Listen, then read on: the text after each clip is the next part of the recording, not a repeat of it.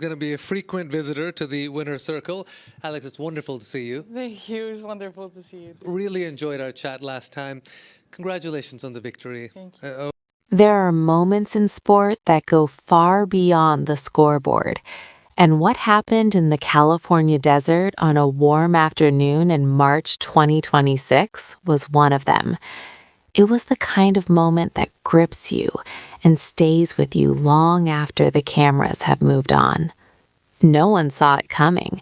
Not the commentators, not the officials, not even the thousands inside Stadium 1 at the Indian Wells Tennis Garden, many of whom were already preparing to leave as the match came to an end.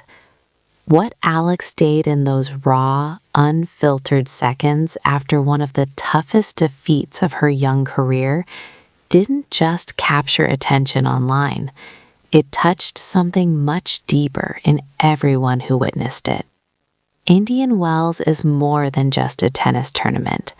It carries a weight few events can match, often referred to as the fifth Grand Slam, and it demands the very best from every player who steps onto its courts.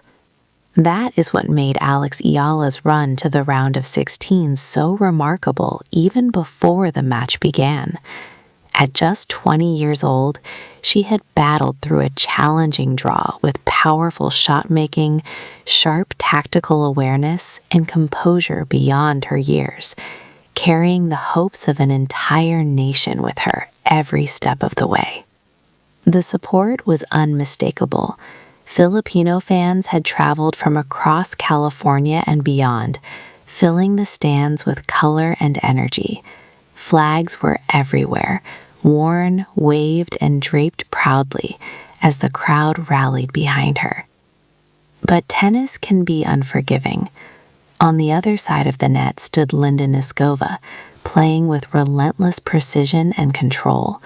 From the first serve, it was clear she was locked in, and the match slipped away quickly, ending in just 55 minutes with a harsh 6-2, 6-0 scoreline. In such moments, most players would leave the court immediately, eager to process the disappointment in private. That would have been completely understandable, but Alex chose a different path. After the final handshake, she walked back, reached for her bag, and then paused. Turning towards the section of Filipino supporters, she stood still as the stadium grew quiet, as if everyone sensed something meaningful was about to unfold. Then, placing her hand over her heart, she began to sing Lupang Hiniring, the Philippine national anthem. There was no music, no accompaniment, just her voice, soft at first, then growing stronger with pride and emotion. The entire stadium fell silent before gradually joining in. A few voices became many, and soon hundreds were singing together in a powerful, unplanned chorus. People stopped, turned back, and stood in place. Some placed their hands over their hearts, others wiped away tears, and phones were raised to capture a moment everyone knew was special. This wasn't about the result.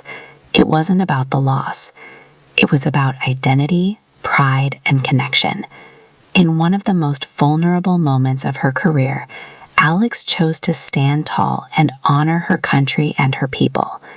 It was a reminder that true strength in sport is not only measured in victories, but in how you carry yourself when things don't go your way. The scoreboard may have said she lost, but everything about that moment shows she knows exactly who she is. As the clay season approaches and Roland Garros draws closer, this moment may well become a defining chapter in her journey, not because of the defeat, but because of what it revealed. Her story is only just beginning, and if this moment proved anything, it's that she belongs at this level and is here to stay.